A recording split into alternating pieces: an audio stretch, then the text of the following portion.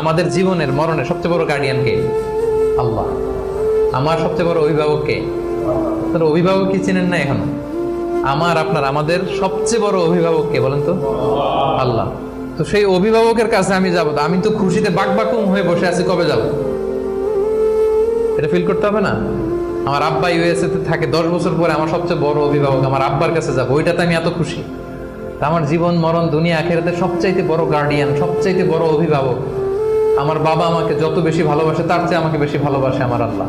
আমার মা আমাকে যত বেশি ভালোবাসে তার চেয়ে আমাকে বেশি ভালোবাসে আল্লাহ। আমি আমাকে, আমার সত্তাকে যত বেশি ভালোবাসে আমার চাইতে আমাকে বেশি ভালোবাসে কে? তো সে আল্লাহর কাছে আমি যাব। আপনাদের কি আশা জাগতেছে না? এরপরে দুনিয়াতে যত কষ্ট হয়েছে সবগুলোর তো বিচার ওই দিন হবে। হাইকোর্টে গেছেন, বিচার পান নাই।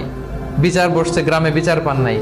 অনেক আনসেটেল জিনিস দুনিয়াতে, আনসেটেল, এগুলো সেটেল হবে না ওই দিন। তা আসল খেলা তো ওইখানে, আসল হাসি তো আমরা ওইদিকে হাসবো।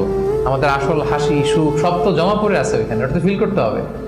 এখন হতাশ হওয়ার স্কোপ আপনি কোথায় পেয়েছেন এবার বলেন আমাকে? হতাশ হবে না? হতাশ হওয়া যাবে?